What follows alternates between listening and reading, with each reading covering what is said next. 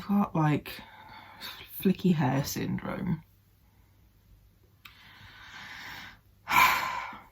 See, what is that? Why? Why? My hair is straight as a fucking ruler. Until this. Why?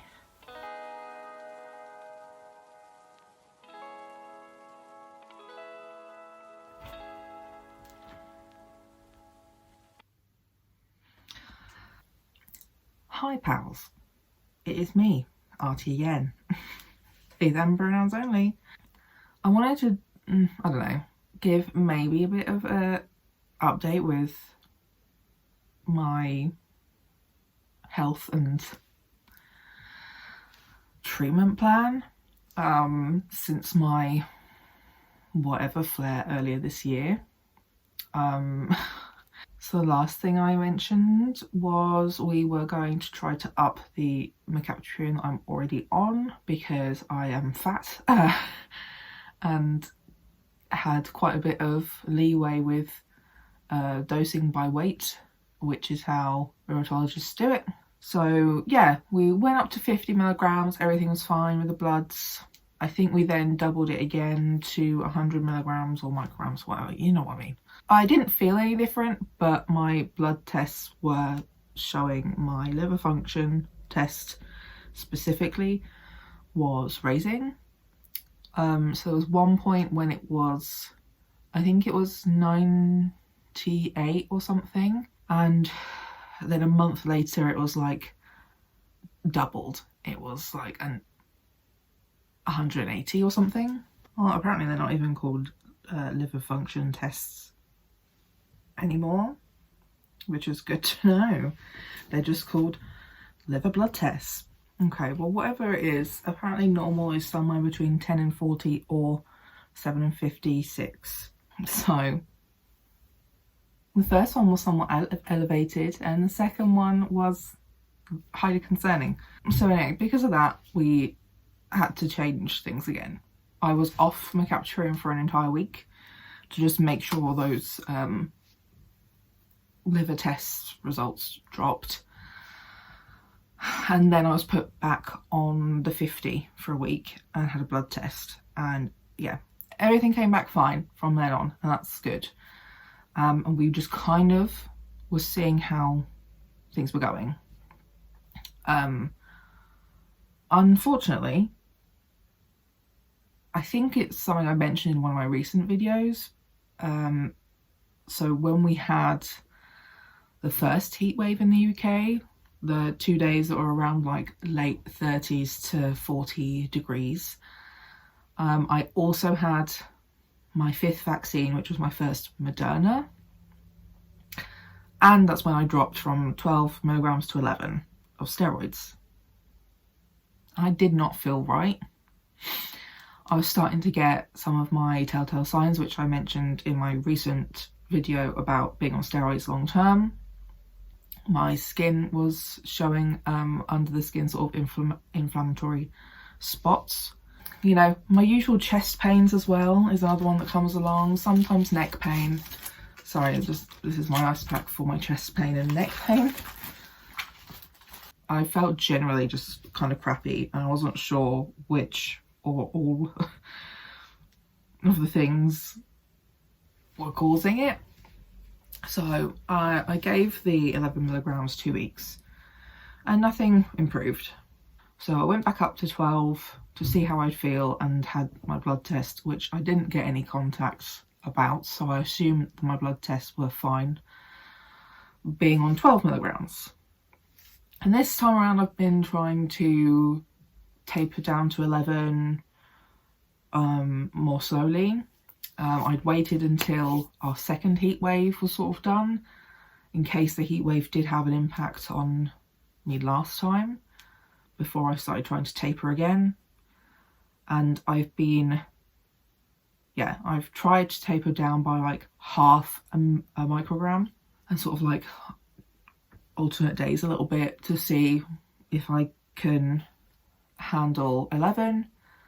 I don't feel like absolutely horrific, but I'm not feeling great. I don't think it's steroid withdrawal, I do think it is just that I'm not ready to taper, to be honest. I just feel like my body's been through a bit of a ringer in the last 6 months, and tapering and going up again and tapering and going up again with steroids has like a really big impact on your physical and mental health. I'm just tired, to be honest. I'm just a bit fed up with everything. Yeah, and I mean, like I've said in other videos too, I've been trying to do other things that should help and benefit my health. I'm not doing the bit of movement every day anymore, but I'm still doing it most days just because it's been pissing, my dude. Like, it's been raining a lot, so I've not really been able to go outside like I was, which was something I talked about in that video as well. Is like, you know, it's a lot easier for me to go and do things when it's sunny and when it's not raining all the time. And I've generally just been looking at what my options are. So I'll go a little bit into it at the moment, but I don't want to go too fully in depth about it because I don't really know enough yet. I haven't gone to my doctors with it yet. It's all just me trying to find enough information that I feel comfortable with taking to my team or my doctors and whatever to discuss this possibility.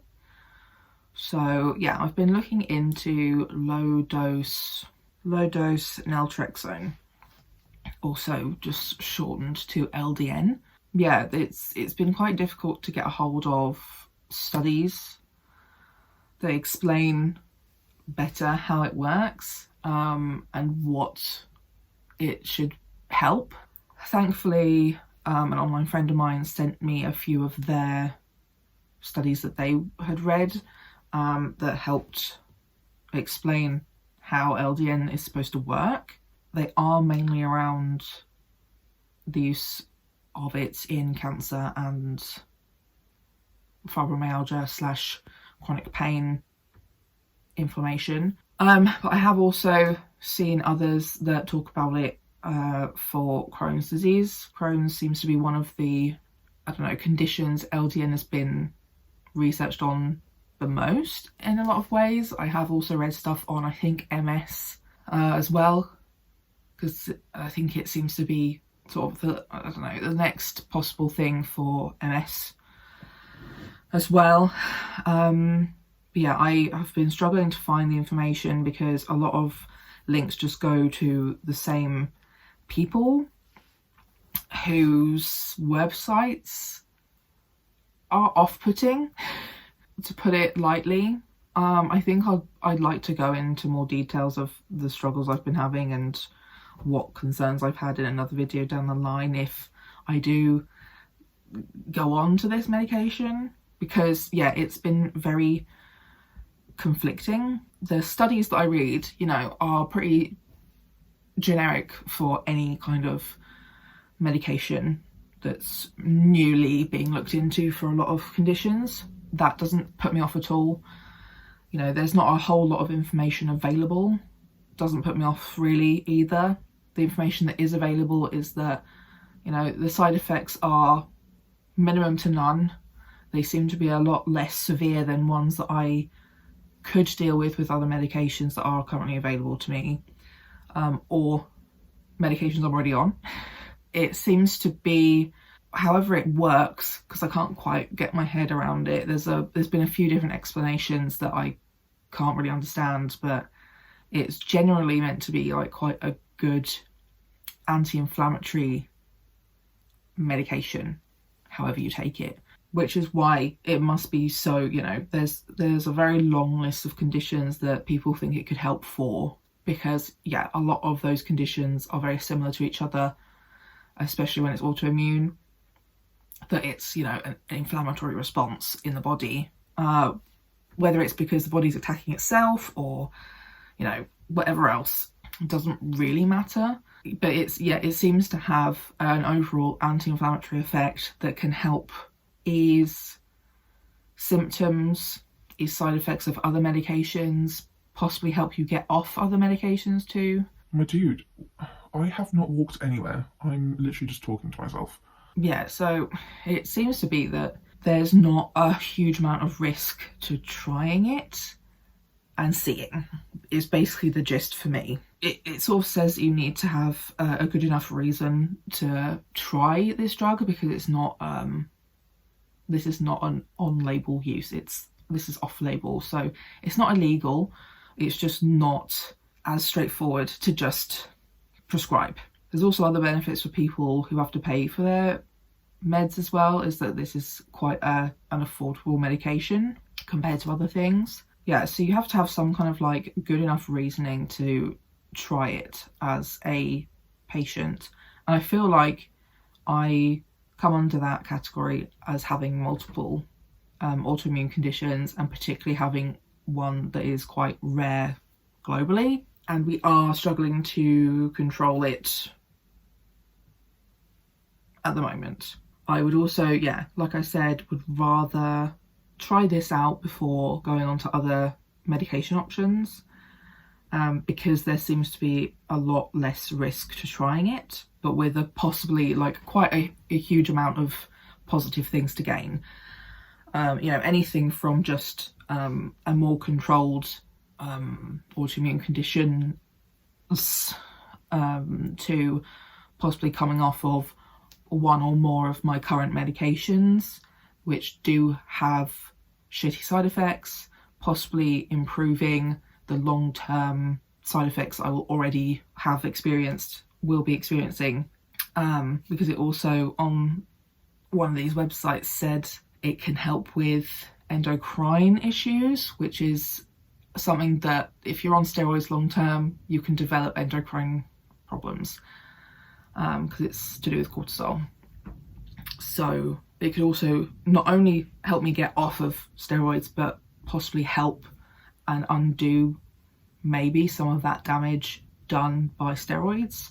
You know, like, no hate to steroids, because they've obviously saved my fucking life multiple times, but I currently am either at the point of I either just stay on the steroids and wait until I really need to actually go on something different, because the steroids have probably already done a lot of the harm that they will do, being on them for over 2 years, or it's looking at other medications that may not work as well as what I'm already on, and may give me more and worse side effects than what I'm already experiencing.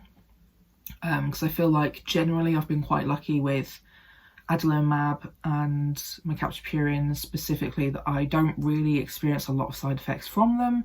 I now don't really experience a whole lot of side effects from steroids in my day-to-day. It is mainly just with the up and down of dosage, but I do feel like I'm at a point where I'm a bit stuck again, and it will just need to, I don't know, I feel like it needs to wait it out for a while before I try to taper past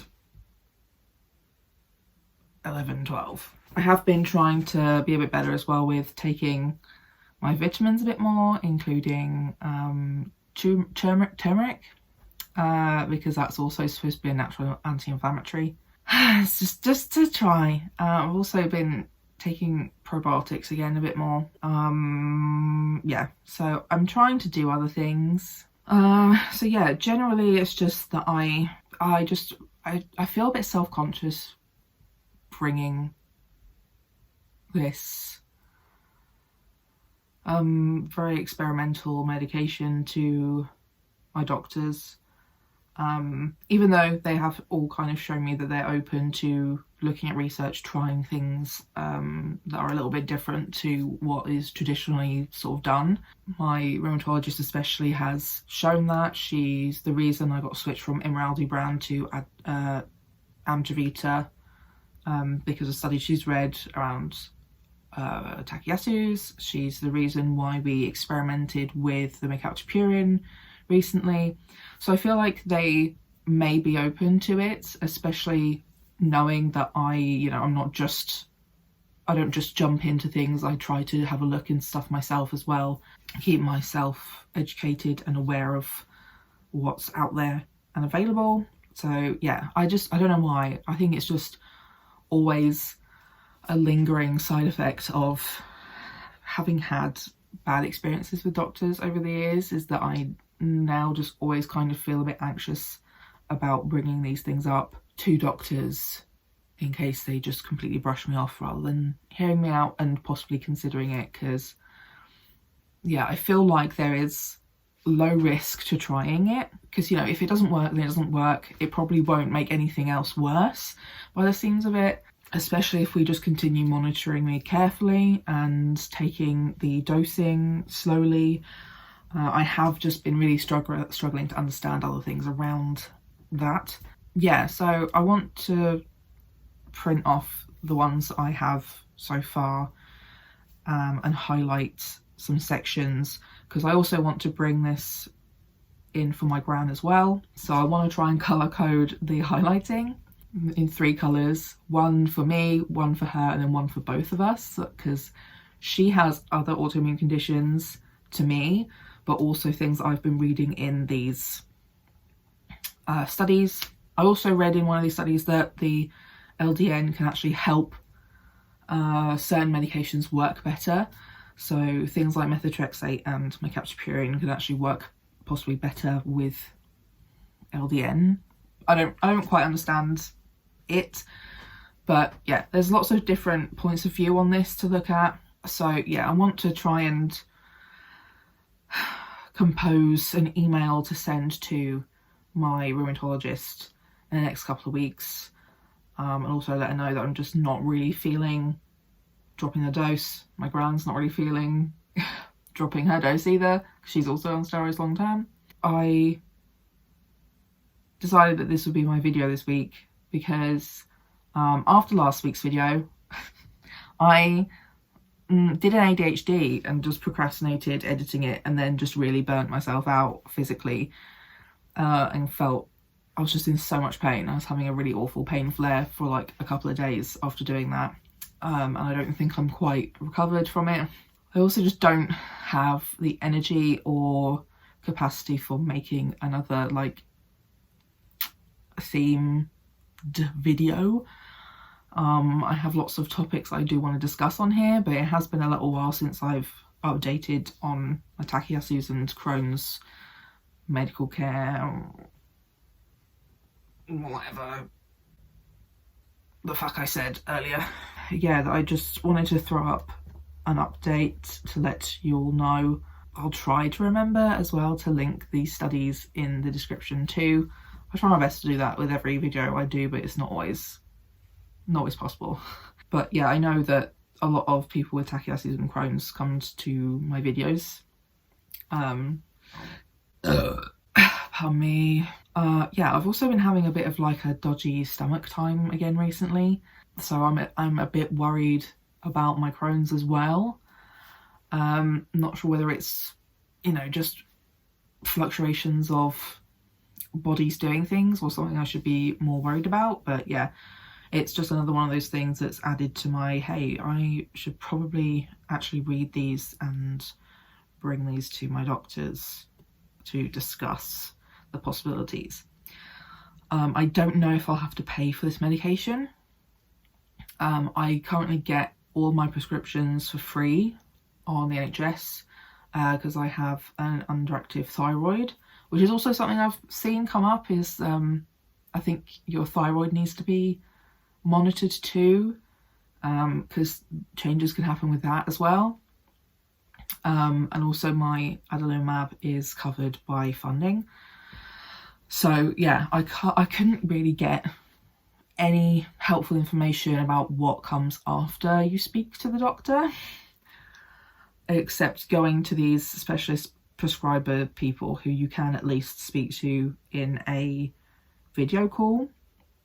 But I wanted to make these decisions before speaking to someone who sells the medication, because, like, you know, I hope that they're not pushing it, but I also am jaded. So yeah, there's a lot of unknowns about everything still, which is why I would like to film a video down the line of everything. There's mainly only anecdotal evidence, and like one of the things for me as well is that everyone who says that they are basically cured and it's an amazing drug that has solved all their problems are all people I don't know. They're all people who I have commented on posts in chronic illness groups, but all the people I know on LDN, it's not as too good to be true sounding, which is where a lot of my suspicions come from too, is that it just sounds too good to be true on so many levels, and it's supposed to be able to use for so many different conditions that it's just a bit like, okay, where's the evidence? Because yeah, like I said, I've not really been able to find a lot of studies to evidence it. There have been relatively neutral and positive research reports and stuff done, which are fine. It's just that the people I know who have been taking LDN have a more, I don't know how to explain it, more realistic, I guess, have a more realistic experience with LDN than what it seems everybody else is saying in these groups that I'm in.